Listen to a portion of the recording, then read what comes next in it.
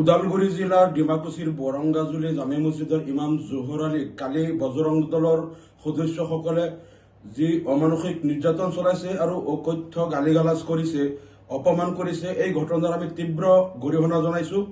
কালি ডিমাকুছি বজাৰত গৈ থাকোঁতে এই ইমামজনক বজৰং দলৰ 10-15 জন সদস্যই ৰাজপথত আগচি ধৰি তেওঁক যেনেকৈ শাৰীৰিক অপদস্থ কৰিছে, মাৰপিট কৰিছে, মূৰৰ টুপি খুলি নি ভৰিৰে গচকিছে আৰু ধৰ্মৰ নাম লৈ তেওঁক গালিগালাজ কৰিছে, অসমত থাকিলে টুপি পিন্ধিব নোৱাৰিব বুলি ভাবুকি দিছে।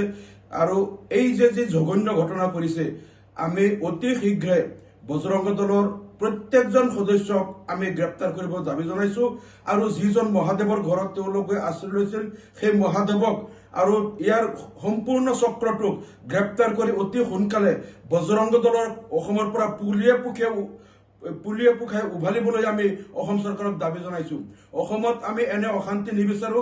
শংকৰ আজানৰ দেশ এইখন পবিত্ৰ অসমত বজৰং দল RSSৰ এনেধৰণৰ সাম্প্ৰদায়িক আৰু এনেধৰণৰ ঘৃণামূলক এনেধৰণৰ হিংসাত্মক কাৰ্যকলাপ অসমত নচলিব। অসমৰ মানুহে শান্তি বিচাৰে। ইয়াত শংকৰ আজানৰ আদৰ্শৰে অসমত 7ম পুৰুষে ঐক্য সম্প্ৰীতিৰে অসমবাসী ইয়াত বসবাস কৰিব।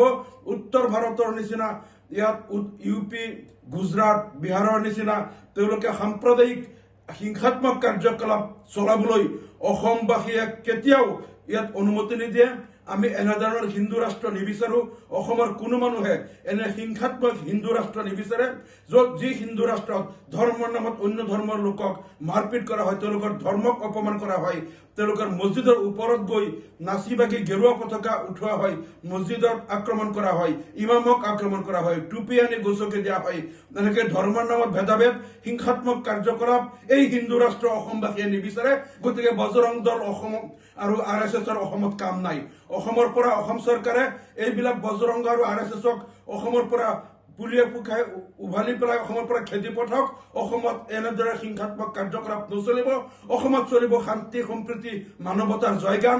ইয়াত চলিব শ্ৰীমন্ত শংকৰদেৱ, শ্ৰীমন্ত মহাপুৰুষ মাধৱদেৱ আৰু শংকৰদেৱ আৰু আজান ফকীৰ হজৰত শ্বেখ আহমদ আলী ৰহমতুল্লাহ, মুফতি খাইৰুল ইছলাম ৰহমতুল্লাহ আৰু অসমৰ যিসকল ধৰ্মগুৰু আছিল, হিন্দু মুছলমান সমন্বিতে সকলো ধৰ্মৰ সকলো লোকে তেওঁলোকে ইয়াত মানৱতাৰ আৰু শান্তি সম্প্ৰীতিৰ বাণী বিলাব। অসমত শান্তিৰ অসম গঢ়িব। এনেধৰণৰ উত্তৰ ভাৰতৰ নিচিনা হিংসাত্মক অসম কোনেও নিবিচাৰে।